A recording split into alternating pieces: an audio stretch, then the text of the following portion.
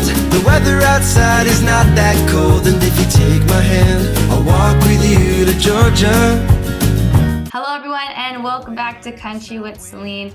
I am joined by an OG Country with Celine, Clayton Hackle. But I hear that rooster crowing, I see the sunrise. The world's waking up, but I wanna stay inside. Gonna hold on to you where we can be alone, 'cause I could lay here with you, girl, till the cows come home. Clayton, how are you doing today? Great, Celine. How are you doing? I'm doing awesome. Thanks for asking. It's been a minute since we last chatted. I think it was like March of 2021. So almost a year today. It's proud been a to be while. an OG. I'm proud to be an OG Country with Yes. Celine member. Yeah, I'm pretty sure you were like, I think one of like my first 5 that I ever did. Yeah. I'm more than certain. So yeah, that's you made it on the list. You made it on the list. Hey, happy to be here. I think we've both grown a little bit since those days. I think just a tad. I think just a tad. Yeah. I mean, even like looks wise, like I look older, don't I? I look older. Yeah. I got a couple of gray hairs popping up. So yeah. Relax. You're not that much older than me, okay? There's no, and age is just a number too, you know? Age is just a number. You know what? It's how you feel. Yeah, I feel great. So that's good. The last time we were talking to, I think it was on the release of Georgia Calls Me Home.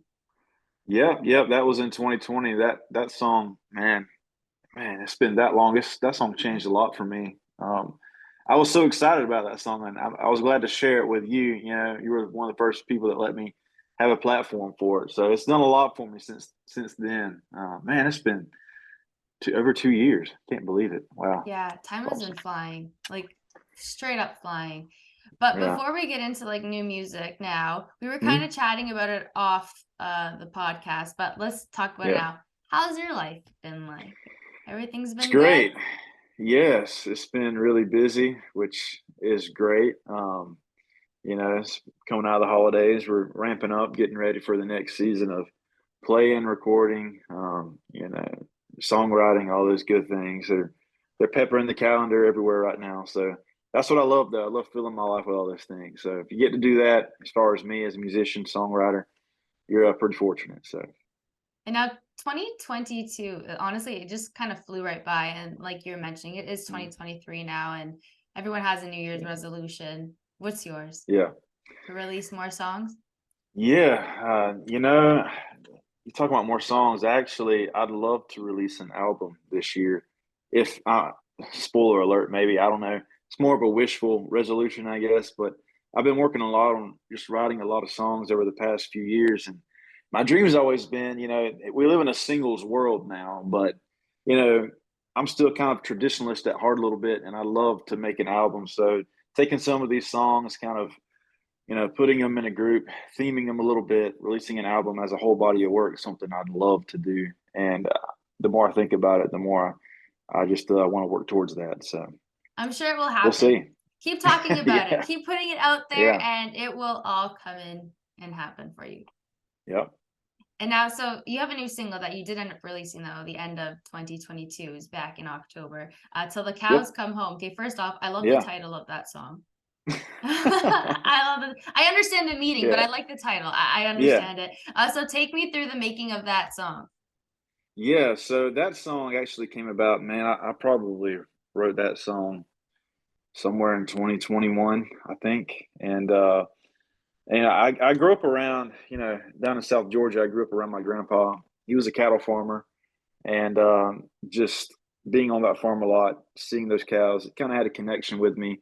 People always say "till the cows come home." They don't really know what it means, but when you live on a cattle farm, it kind of like, okay, I see it actually happening, and it's one of those things that takes all day for them to actually come home. So it's just a figure of speech, more or less. But yeah, that's how I've always heard it, as just a figure of speech.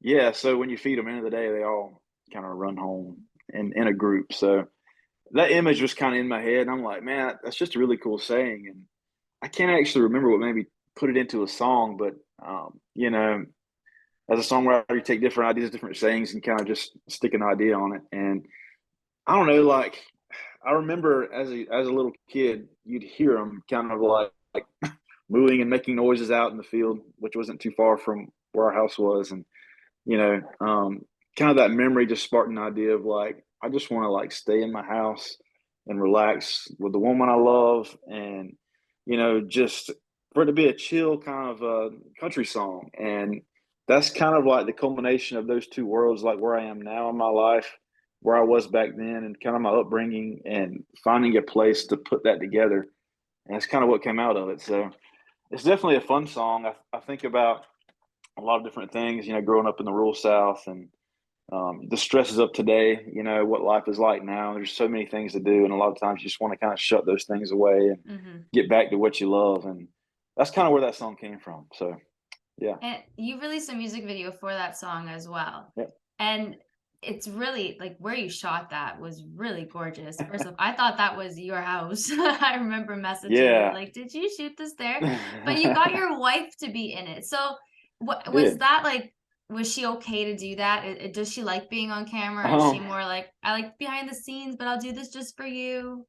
No, she does not like being on camera. And it was a little bit of like, would you please do this? Because there's no other woman that could play this part, like it has to be authentic, Yeah. So she agreed to it, and as long as I kept the screen time to a minimum, which I think was perfect for the song, it worked out really well at the end. But that location is funny. Like I don't live in that house. Obviously, I grew up about, I don't know, 2 or 3 miles from there. So like the idea of the song and my upbringing actually got connected to the same area we shot the video, which meant a lot to me. And the property is just absolutely gorgeous. You never really know it was in South Georgia.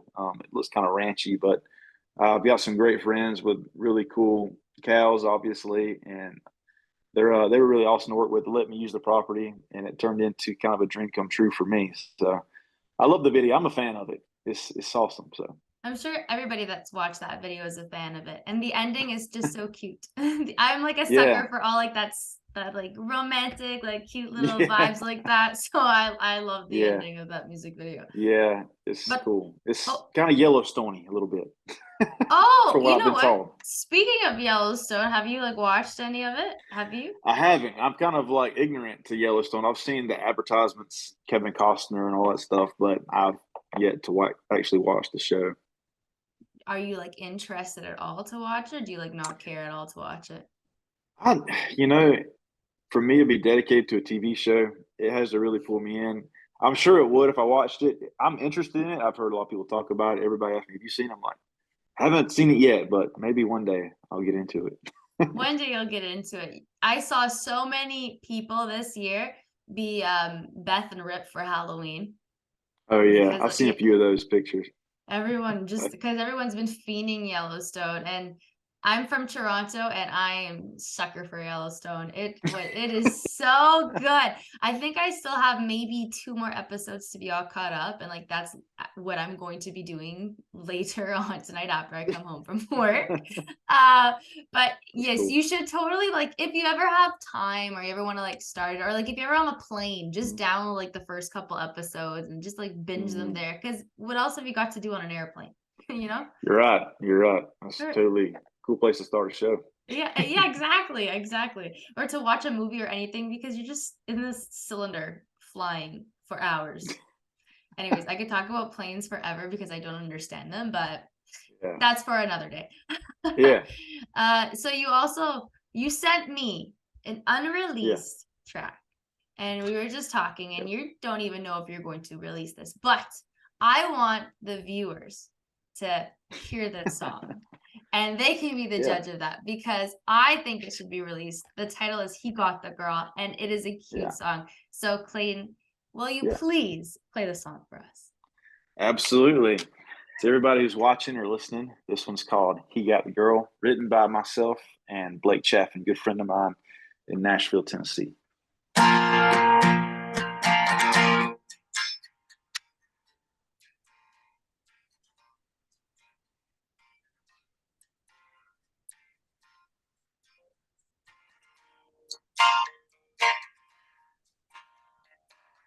It's 23, wild and free. Put on the pedal, burning gasoline. Couldn't see past his headlights. Just living for Friday night. Never let nothing tie him down. Till she rolled in and spun his world around. Baby blue eyes, sun-kissed skin.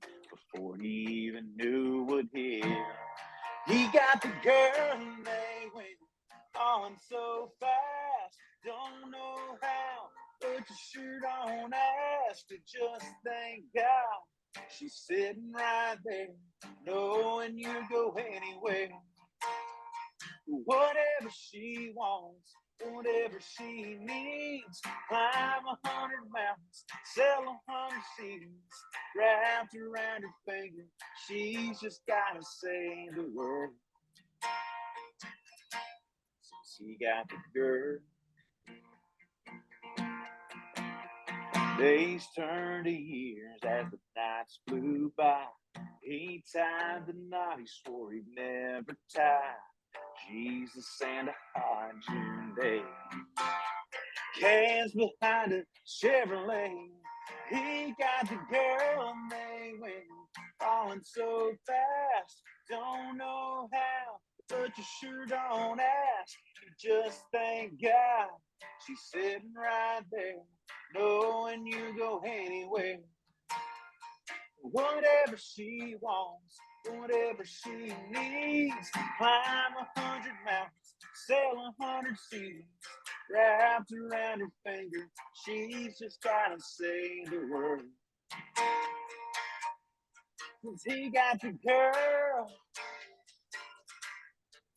Oh yeah.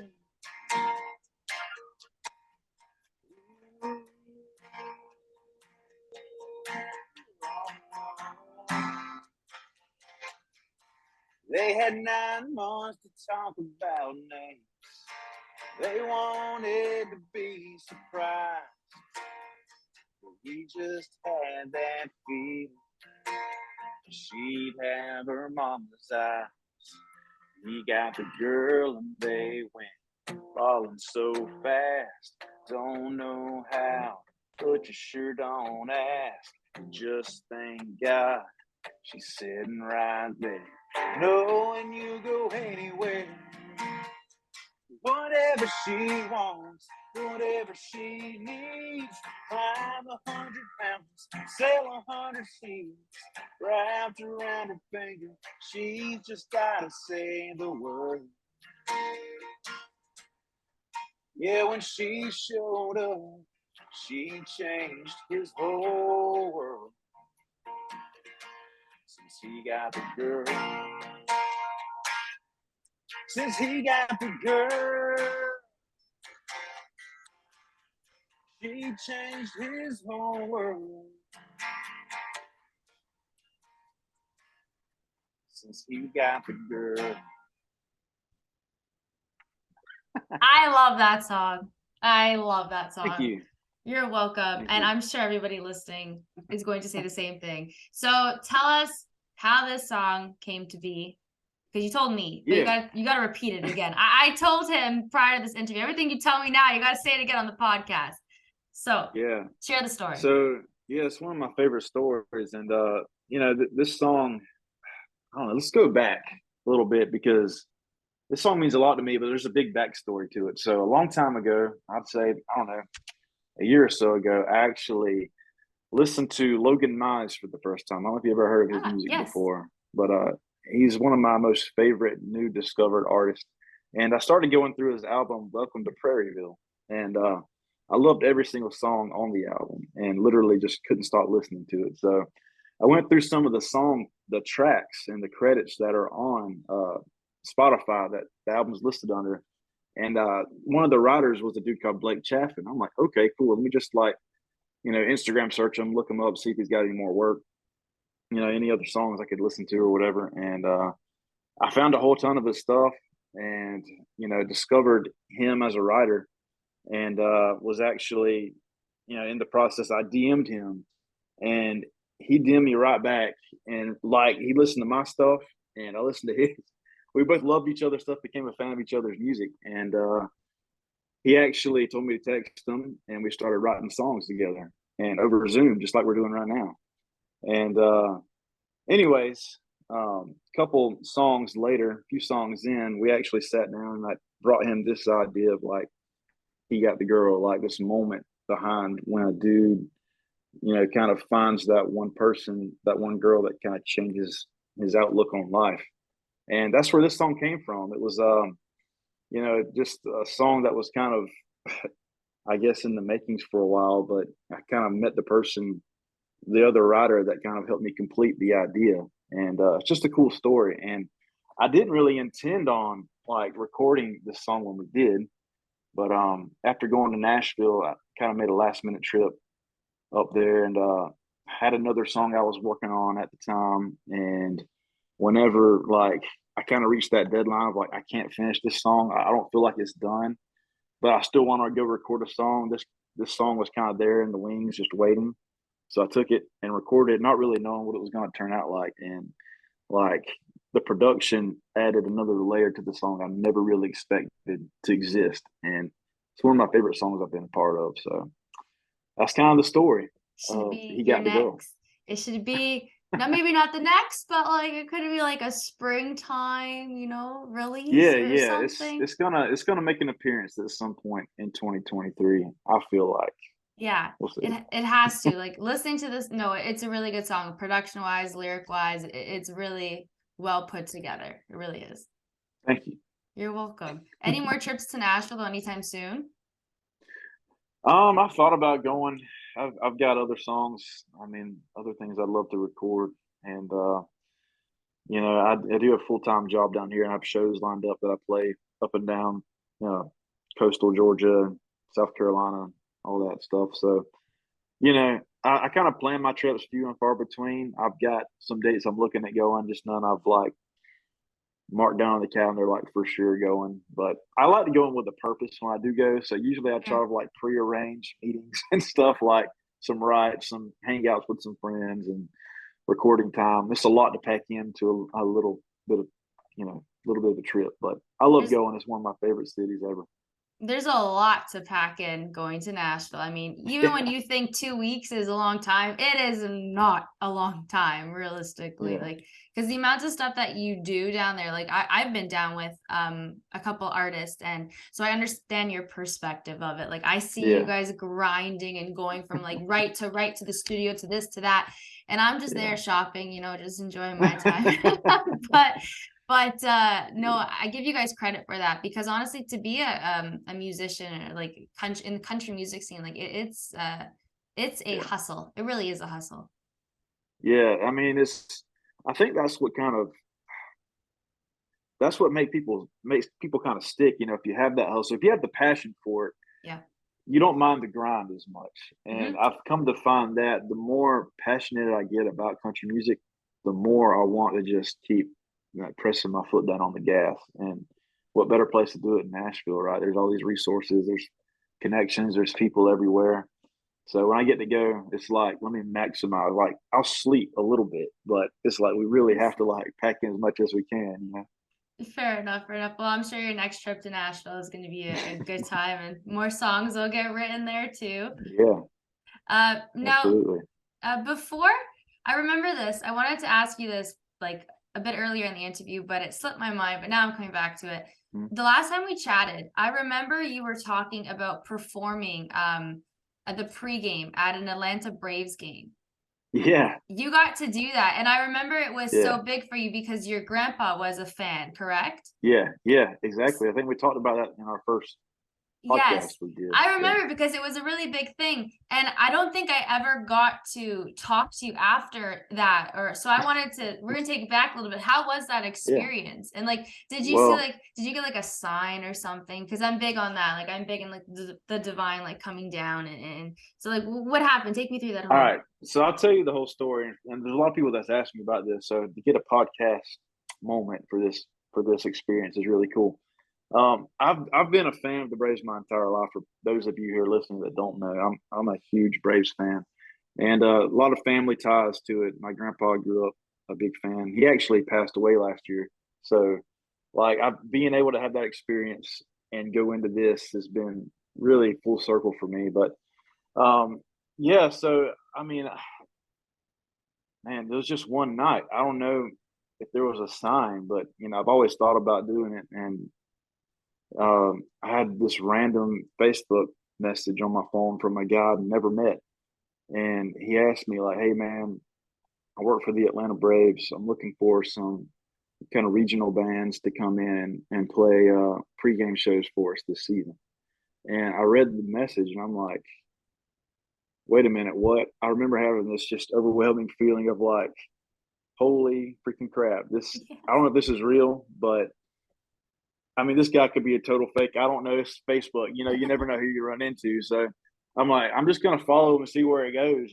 So out of my excitement, I was just like, "Holy crap, this is awesome!" But then I'm like, "Okay, let me just keep my feelings suppressed a little bit because we're gonna see if it's actually legit." Anyways, I sent an email to this email address he gave me, which was actually an Atlanta Braves email. So I'm like, "Okay, this looks legit." And the next day, I get back an email from the entertainment and events coordinator at Truist Park for the Atlanta Braves, and there's an official like stamp logo on the email and like all this stuff, and I'm like freaking out, like, "Holy crap! Like this is actually about to happen." So it was just a weird like aha moment, like it just kind of fell in my lap, and I don't know how. He said he found my music. Georgia Calls Me Home. He found that song. Somewhere in the midst of the internet. And anyways, I guess it resonated with him. And lo and behold, a couple months later, I'm standing in the plaza of Truist Park and playing the same song that got me the opportunity to play there. So it was awesome. And I actually got to go back. That was in 2021. That happened for the first time. And they invited me back. And I got to go back and do it again. And I've actually developed some relationships within the organization with actually some players for the Braves now. So, I Awesome. got to hang out with some of the players. I got to go to the clubhouse. We hung out after the game. It's like something I never imagined in my wildest dreams. And it's probably to this day one of the greatest moments of my life. Just, getting to combine my music, like the one thing that I'm most passionate about, with the other thing that I'm most passionate about with Atlanta Mhm. Braves baseball. So yeah, if I never make it anywhere else in life, I've got to do that, and I can die happy man. I'm sure you're gonna do a lot more than just that in your life, but Yeah.